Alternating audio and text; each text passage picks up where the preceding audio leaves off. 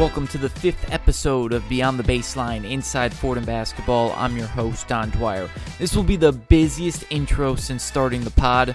So much to get into, from recruiting, A10 Media Day, open practice, recent interviews with Coach, and what's ahead for this squad.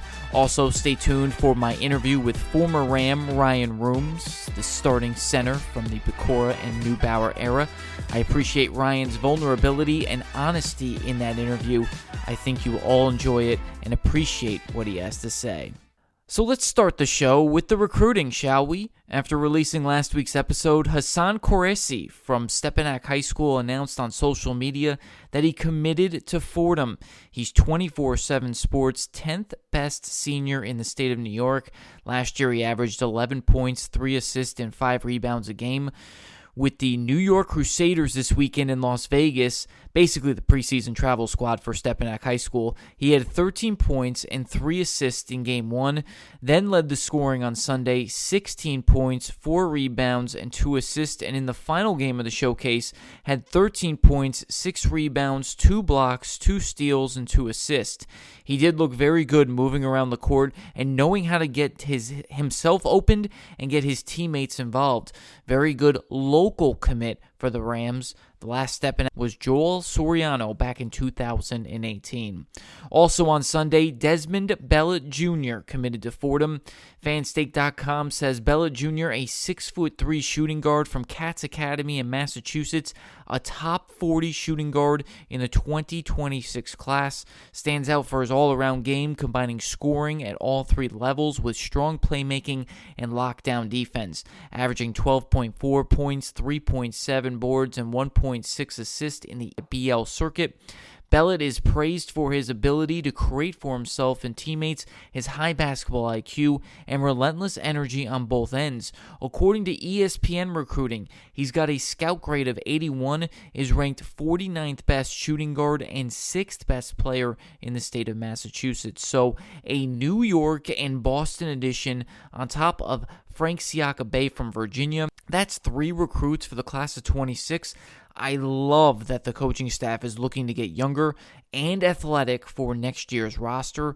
I expect focus on a big or 2 to help complete this class. The current roster is old, and I expect it to get young and hungry next year.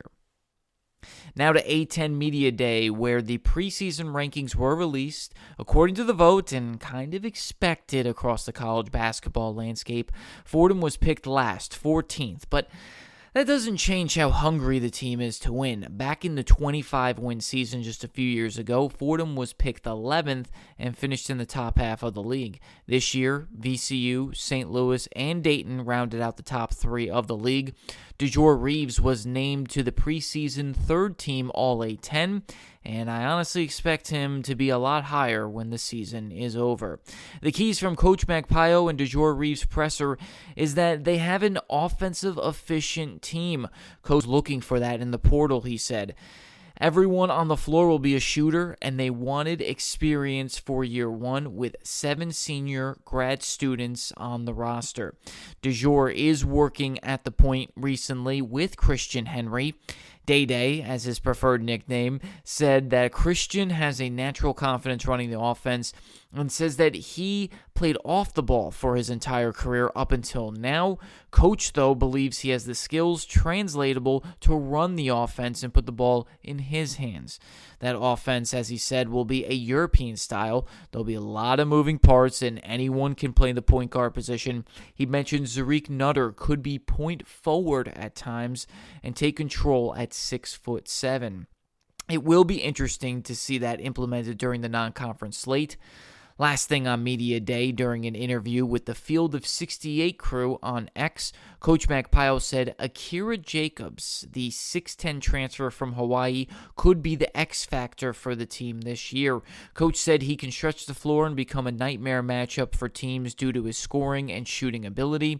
He said last year Jacobs averaged around 8 points a game, but if he can get to that 11, 12-point mark, it could make this team dangerous offensively. Now I want to play the sound bites, but I don't want to get in trouble for recording those. I'm summarizing them at this moment, and we'll leave a link at the bottom in the comments if you want to take a listen to the interviews if you haven't already. Late last week, the Mike Magpayo show with Andrew Bogush was released.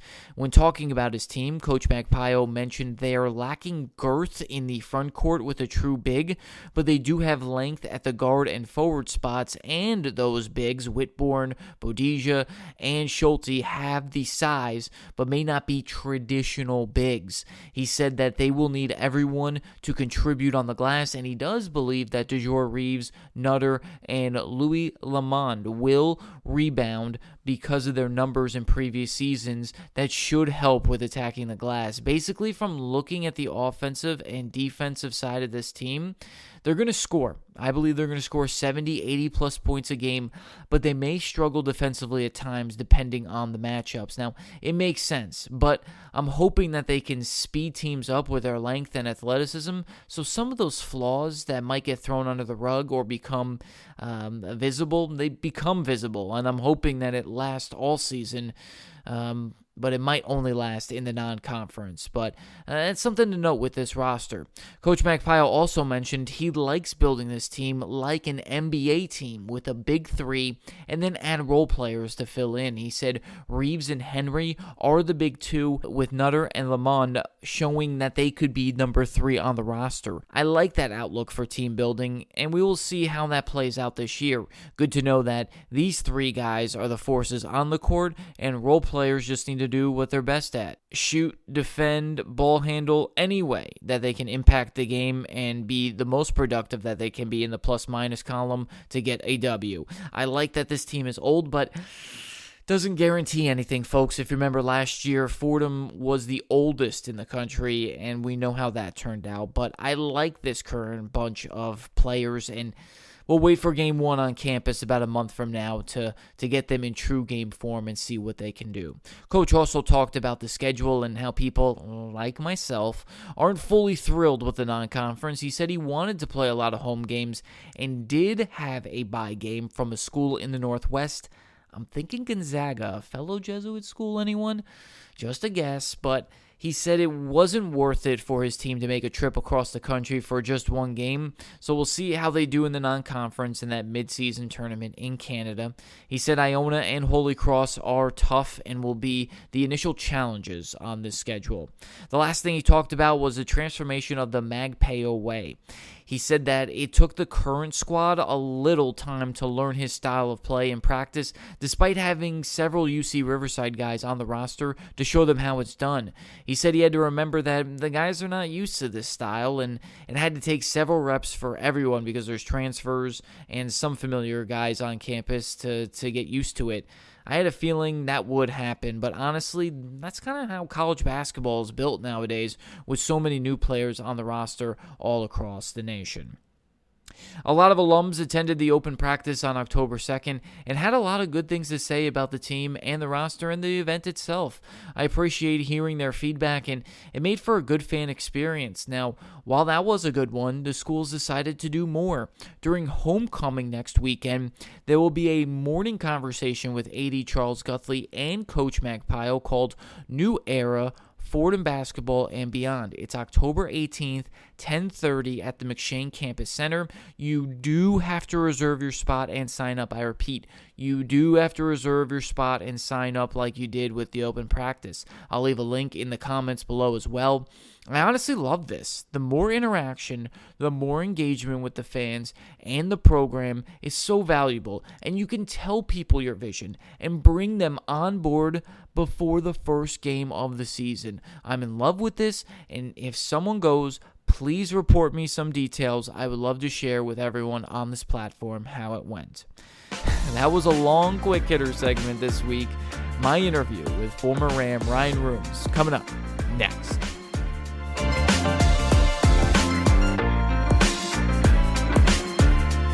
My next guest played all 4 years in the maroon and white, closed out his career by earning third-team All-A-10 and second-team All-Met honors, graduated 5th on the Fordham career blocked shots list and 6th on the career rebounding list. Ryan Rhoomes, thanks for joining me. How are you?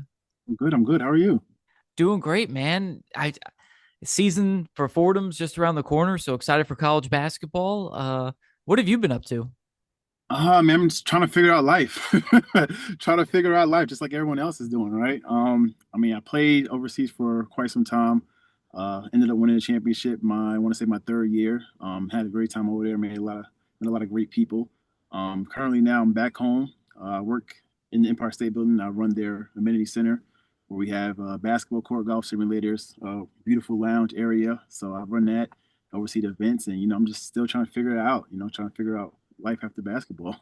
That's amazing. Yeah, we're gonna go into your pro career in a bit. It's nice to see you back at home, and you grew up in South Jamaica, Queens. Appreciate that as a city kid who chose Fordham. So, first thing, why? And would you like to see more kids from the city come to the Bronx? So Fordham wasn't my first choice. It was actually TCU. I don't know if anybody ever knew that actually. But I did sign with TCU. I was out there for the summer session. That's when they were supposed to go to the Big East. Things didn't work out in my favor, so I had to come back home, sat home for a little while. And then Coach Duke actually reached out to me because he was a Cardozo kid also. So he got in touch with me through Ron Clario. I wanted to be home. Being in Texas, it was tough at the time. I'm a city kid. I'm not from Texas. So seeing different things out there, I'm like, yeah, this is not good for me. So reached out to Coach Duke. We got to talking, and ended up coming to Fordham. What makes relooking your career? What made Fordham kind of special for you after those 4 years? I think the sense of community. When I coming into Fordham and leaving, I was two different Ryans. I think you can see that on the court too. I was a little timid, more of a city kid, and then I kind of like started growing into my manhood, understanding life more, understanding a lot of things more. Um, and yeah, I mean, just it was just a great experience for me. Just meeting the people, teammates I've met, even the people outside of the sports, just overall great people. Even to this day, I literally ran into someone here, from Fordham, who's a Fordham alum back in the day, but he was talking about like one time Fordham won out of like I don't know, but he was happy. He was happy they won their first game, and just that sense of community, that sense of understanding and everything. Fordham's got great business school, law school, a bunch of other things. When you're on the streets or by the Empire State Building, do people still recognize you? Actually, yes. I think it was my first month down here. I'm walking through Penn Station, and someone says "Rooms." I had no idea who it was. Had no idea who it was. Well, but show love still, and it's just crazy that people, don't forget you. One thing you mentioned is different when you first started to when you ended your career. To me, you had growth throughout every single year. You went from a bench player to a starter, all A10 player that senior year. What clicked that senior year? I've heard you say it in interviews after games, but like looking back on it, what really clicked for you? I think it was honestly, I got to give a lot of credit to Coach Neubauer. Obviously, first of all, I got to give credit to Coach DePauli. So Coach DePauli, that's my guy. We're still in communication to this day. Just a very, very inspiring person. You know what I mean? Like I've never had a bad day with him. I've never seen him have a bad day, even if things are going wrong. He's just very, very powerful human being. But a lot of it has to do with Coach Newbar and Coach Crawford. They installed this battery in my back in the summer session. And it helped a lot. One of the things that he told me, he pulled me to the side when he first got there. He said, "Look up at the banner." He said, "This is going to be one of the years that we get a banner up there." We didn't get it, but he also told me a lot of things like you're going to be the best, one of the best bigs in the conference, which was true. He said, we're going to put Fordham back on the map. We were trying to get there. We're definitely getting there. We're definitely better than the years before. But just that confidence that they instilled with me. They pretty much put a lot of confidence in me. And I believed it. I believed it a lot. Obviously, you can see the difference in my game. Oh yeah, and talked to Coach DePauli, just a few weeks ago. He mentioned you as well. Go into confidence. How powerful of a attribute that could be on just a person just believing in themselves. I mean, it's big. I feel like it's 50% confidence, 50% putting the work in, right? Like you can put a lot of work in, as you can see, a lot of players they work out all day, but if you don't really believe in yourself, then I don't really think the work's really gonna matter that much. So it's 50% work, 50% confidence, and I'm a living testament of it. Just by people telling me like I think one of the first conversations Coach Newbar said when he came to me, he says, I'm looking at your numbers and it's looking like you're not missing. But then I went back, but you're also not shooting. So, so just things like that. Like he said, he was absolutely right. I think I averaged probably like 65%, but I wasn't shooting enough. I wasn't shooting enough. So, just him helping me out. Just becoming an overall player. I think just boosted my confidence. So after your career in the Bronx, you started the professional career. Um, just go through that ride. Take me back to going from one country to another country, and what did you learn about yourself, and maybe what did you learn culturally? So my first year was in France. Lucky enough, I did take French in high school and college, so I was okay. I was okay there. And it was kind of like it was tough because that first year was the first coaches. That was his first year coaching, and we weren't winning a lot. So it kind of took me back to my freshman year, sophomore year, and I remember reaching out to Coach DePauli, and I'm like, Coach, I don't know what's going on. Like, we're not winning. I'm playing well, but we're just not winning. He says, Rhoomes, you've been there. You just gotta keep with it. Unfortunately, we didn't do that well at all that year. And then I ended up going to Brazil, played well over there. We made it to the semis. And then I came back to my first team in France. So I think for me, I learned a lot about being over there, just by being by yourself, adapting to a different culture. New York is like hustle and bustle. Everything is just, it's always something going on. Over there is very slow, it's very laid back. They're more family oriented. So I think I appreciated that sense of Europe, just slowing down. You don't need to rush all the time. Just relax, enjoy the moment right now, be in the moment, appreciate your family, appreciate the things you have. And, I definitely enjoyed my time being over there, and I appreciate everything that I learned when I was over there. You probably won as a kid, and you probably won in high school. College was a little difficult, and then, like you said, the beginning of your pros was difficult. Finally, winning that ship, what was that like for you? That was a relief. It was a big relief. Because I'm not sure if anybody knows how European basketball works. If you don't, if you're not within the top of the few teams, like say like you're the bottom two, you're going down in a different level. So my first team, we ended up going down in a different level. So it hurt me a lot, and that's why I ended up going back to the team that we went down in and ended up winning the championship. So that was really big for me. It was really really big for me, just to see like you're able to do this. We won. I won in high school. I made it to the Garden. We lost to the Boys and Girls Club, but we had a really great team. And then college, the situation over there was rocky. So I kind of was doubting myself for a little bit. But winning that championship, that really made me feel like, okay, you belong here. You're in the right place. You're a really good player. So now it's like a sigh of relief after a few years. And that style of ball, I feel like, is great for bigs because they utilize them way more. Did you notice that at all? Yeah. So over there, every country is pretty much different. In France, there's a lot of athletic players, right? And it's literally like this, running back and forth. So that was kind of my style, rebounding, kicking it out, running down, setting up, pick, whatever the case may be. So yeah, that was my style, and I think I was in the right place at the right time. Unfortunately, like I said, that first year didn't go too well, but overall throughout my career, I was in the right place at the right time, and that was my style of basketball. That's what I love to hear. Going down memory lane now, senior day against URI, you basically put the team on your back. 27 points, 11 rebounds. I remember, thinking about this game, and I was like, they just kept feeding it to Ryan, and he kept producing. Take me back. I don't know what happened that day. I can't even. I don't know what happened that day. It was just. I think a lot of it had to do with my father. He was there, and my father. I think that was his first college game that he came to. My friends were there from home. My mom was there. My grandma was there. And the Clario was there. And it was like this could be your last game. Like this could be your last game. And I don't know if you remember Mandel. He was still hurt. So we didn't really have a lot of help that time that day. So I'm like, if this is gonna be our last game, we gotta go out. We gotta go out with a bang. And it was, I can't even explain what happened. I just couldn't miss. I remember I took a jump shot, and I didn't at that time I wasn't shooting jump shots. I would just back to the basket. I did progress my game throughout my adulthood, but I took a jump shot and it like rattled in. So that's how I know. Okay, you can't miss. You can't miss today. So I love it. I love it. What was it like between TP Tom Pecora and Neubauer? Obviously, two different styles. What made you so comfortable that final year? I mean, let's look at the statistics. You said a school career field goal shooting record, 61% your senior year. That's just incredible.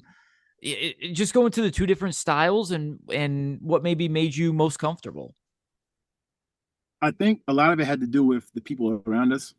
That those first few years, CG was there, Frazier was there, Jeff Short was there. Like looking, if you look on paper, you look at these teams that we've had, we're not supposed to lose. We're not supposed to lose. I think a lot of it just had to do with finding the right pieces, um, people working on their game properly, and introducing them to the game, the right way, and a lot of like player development. Um, I think we had so much stuff going on. It was hard to pinpoint who's who's supposed to take this shot, who's supposed to do this shot. So it was a lot going on, and I think Neubauer kind of slowed the game down and slowed things down for us and focused on defense. And we knew where our bread and butter was. It was me at the time, Mandel and Chris Sinkfelder. We knew those were going to be the bread and butter. Neubauer had a different mindset coming in. He said he's like a analytics guy. He looked at the numbers. He said, "Okay, Rooms is not missing, so we have to give Rooms the ball." So pretty much, if Mandel didn't have an option, all right, Ryan, we got to get Ryan the ball, and it worked out for the best. I didn't know that I was going to be the go-to guy at the time at all. But like I said, he's an analytics guy. He's looking at the numbers, and it's like at the time that was the best option with Frazier leaving, CG leaving, John Sevier, being hurt, Eric leaving. So it's like at the time, like, all right, it just makes more sense. No, that definitely does. And one thing was you were a captain for 2 years. I'm always curious to ask, who or what led you to have those leadership qualities where, the guys in the locker room are like, hey, this is the guy that's going to be the captain. He's going to lead us the way. So actually, it was the year, one of the last years TP was there. They brought in some Army vets, and we had like he put us through some stuff. It was some very challenging things, and from the conversation that they spoke with him, they said, this guy is probably the best guy that you have right now to be the leader of your team, and it kind of went from there. And then being that everyone else had left, Frazier, CG, Eric had left, and I kind of took it upon myself to be like, all right, I got to figure this out, and I want this to be the year that we win. So when Coach Newbar did come, I told him like, I've been the captain last year. I would love for it to be that like that this year. And he said, "You got it." And ever since then, it's been like bread and butter, I guess. That's awesome. That's awesome. And there's a lot of personalities on all of those teams. Do you have any, you still keep in touch with some of the guys? What do you remember the most about maybe some of your teammates that people may not think about or know about? Maybe the characters or just fun guys? um, I'm still in contact with Brian Smith a lot. I spoke, here and there I speak with Travion, but being that time difference when I was over there, it was very tough to get in contact with anyone. Mm-hmm. Um, I think one thing that people probably don't know, I can say about John Sevier, he is a really nice guy. Like, I don't know if a lot of people know, like he does a lot of like giving back in Brooklyn. He does a lot of like free giveaways, basketball shoes, camps, things like that. Um, he's not a talkative guy, but he's a really sweet guy. He if you really like watch what he does, he's a really sweet guy. So I think a lot of people should give him some credit for being a really nice guy, other than one of the greatest basketball players in New York City. Oh yeah, and John was always nice to me whenever I talked to him. You're right. He was just you thought he would be like I'm the best type deal, but he was super humble when you actually talked to him, and he was really nice about it. Um, I only brought up Travion Leonard, just because he was so. You guys were like two different people. Like he was just such a burly teddy bear kind of guy who would look like he's gonna, gnaw you, and then you were on the other side. I thought you were gonna run through a brick wall. Like I don't know. I thought it was a cool tandem. Any cool practice stories with you guys? That was a while ago. I can't remember any cool ones. But that Trey was my guy. My guy. You didn't see me without Trey. You didn't see Trey without me. Trey was my guy. When he transferred, it hurt me a lot. But I do have a story though. When he did transfer, he came back to visit, and I was trying my best to get Coach Pecora to get him to bring him back to bring him back. I don't know if that was ever possible, but I'm like, hey, he made a mistake. We gotta get this guy back, and it didn't happen. Clearly didn't happen. That's so funny. Like you mentioned, there was so much talent on those teams. It almost felt like for me, like what could have been. Do you ever think of that, and what maybe could have changed? Like you mentioned some development things, but is there something else that maybe could have turned some of those games around and had some more winning records?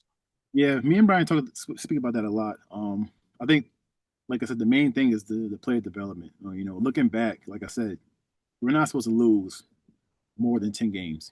Not many teams were better than us. I think it's just more of a structured thing and just pride. Like I don't think we didn't have that pride in the sense of we're New York City basketball.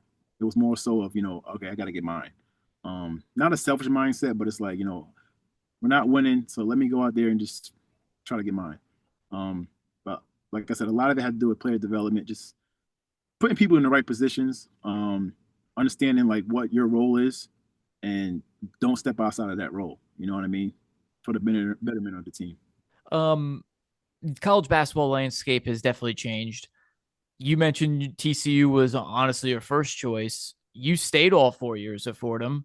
Um, Under the current landscape where you can kind of basically bounce around, would you have bounced around? Um, I think it depends, right? I think it depends on the situation. I would have loved to graduate from Fordham and had an extra year if possible. Looking back, I probably would have redshirted my freshman year. I don't know if you know the story, but I wasn't supposed to play that first game my freshman year. We played. I want to say it was Texas Tech. Mm-hmm. Joel Wright. You remember Joel Wright? Yeah, that was Texas State, I believe. Texas State. Okay, yeah. I Yeah. wasn't supposed to play that game. I wasn't qualified yet. Literally, it was like a game time decision. I was on campus, team already left. Um, and at the time they were boarding the plane. It was literally like maybe like 10 minutes before they left. They was leaving. I got qualified. So they literally rushed me to Westchester to the plane, and I got on the plane. I think I should have definitely sat out that year, just to understand the game a little bit more. But I definitely would have graduated from Fordham. If I would have had another fifth year, I probably would have transferred somewhere else. They talk so much, analysts and coaches and other people that, the high school game is different than the college game, than the pro game. How much, when you talk about it's being sped up, is it more mental than physical? Kind of go into the speed of the game that maybe people don't understand. I think it's a little bit of both. I think high school is more like just you don't understand the game. You're just doing stuff. Clearly, it's getting a little bit worse now. No one's really playing no sets, not really playing defense. It's just like go out there and let's hope to win. Um, College, it's a little bit more. You have to think. You have to think more. You have to think a little bit more. Pros is a totally different game. It's not so much of just going there running and trying to overpower people. You literally have to understand the game. Why am I here? Why am I cutting here? Where do I have to be on the court? Right. It's not so much of. It's a little bit of skill, and it's a little bit of understanding the game. What is maybe I mentioned the senior day game for you. Is there any other special moment for you on campus or a game that you remember at the Rose Hill Gym? St. John's when we beat St. John's, and Chris Mullen was not happy. He was not happy at all. He wasn't a happy camper that game. So Nice. I mean, Nice. I think he cursed our court. I think he cursed our court. That's what I love to hear. What are you doing now? I saw some YouTube reviews for food. I remember the clothing line. Kind of. What have you been getting into? Everything. I'm trying to do anything and everything, honestly, just to keep busy. But yeah, I do the YouTube for fun. Just travel and food reviews. That's just for fun. I did do clothes for a while. I sold a lot of clothes out in France. Overly dedicated. Currently, we're working on a platform for college kids to get recruited. Not kids under the radar, obviously. Team Elevated Sports. We had a college showcase, I want to say last year, up in Middletown, New York. We had about 15 college coaches come out. About 150 kids came out. Right now, we're in talks of developing an app to hopefully enhance the recruiting experience for coaches and players. So That's awesome. Was your recruiting experience what kind of maybe you wanted to go into it more? Because I feel like nowadays it's agents and other things versus maybe a family mindset like it was in the past. Maybe go into your recruiting and kind of how you want to use that experience to help with this app. my recruiting wasn't. It was kind of easy, honestly. I'm not gonna lie. At the time, I was one of the top players in New York City. I think my year with Javon Pinkston. There was a lot of good players. So my recruiting was pretty easy. My problem was my grades. That was the issue. Um, but you know, I think with the changes in NCAA and how recruitment looks right now, it's a lot of people are going to get overlooked. A lot of people are going to get overlooked, and I think we have to change how we're recruiting. We have to change. We have to modernize recruiting. One, coaches don't really have a lot of time. There's 16 different platforms. We got to make it easier for them. And two, there's a lot of players that are, they're deserving to be on these stages, but with all the changes, unfortunately, they're not going to get the opportunity. So we're trying to make it better for everyone involved, and get people that's going to be overlooked a chance to play. That's awesome. That's awesome. Last thing, wrapping it all up. You mentioned how much you changed and developed from year to year. If you were to go back and have a conversation with, 17, 18-year-old Ryan, what would it be to get that motivation earlier? How much time do you have? I mean, I think for me, the main thing is just appreciate the time that you have in college. Like you can't get those years back. And Coach DePaul told me all the time, literally when one ear, not the other. Just appreciate the time you have in college. It's going to be the best years of your life. And just, don't rush. There's no need to rush. There's no need to, it's going to happen. Slow down. Just basically slow down. I was trying to rush everything. I was trying to do everything. I was trying to be the best player that I could be. But it happened eventually. But yeah, just slow down, enjoy the process. Following up on that, do you ever, I know you're doing new adventures. Do you still want to get on the floor? Do you still play rec games and try to get into playing ball? Or are you like, you know what? I had my time. You know what? This body's taking a rest. I did stop for some time. I think my last game was May 2023. I recently started working out again. Well, I was working out the whole time, so I'm not, I'm still in shape. I'm still in shape. Yes, you are. But I didn't play basketball, right? Like I just recently started playing basketball, just to get back in shape, back in game shape rather. I like my look when I was there. But yeah, I mean, maybe I'll start playing rec this year. Maybe I'll start getting some leagues and things like that. So who knows? We'll see. We'll see. Wrapping it all up, when I talk to a lot of former players, the main thing they talk about is missing the locker room and missing the guys. Do you miss that at all? Yeah, I think I was just talking to one of my guys yesterday about that. I think, it's a lot of things I miss. Obviously the locker room, the dinners, the road trips, just everything. It's not so much of the basketball part. Obviously I miss basketball, but just being together, and talking about nonsense, like I miss that, I miss that. Awesome. Well, Ryan, appreciate you taking some time. Good luck with everything, and we'll stay in touch. You too, Don.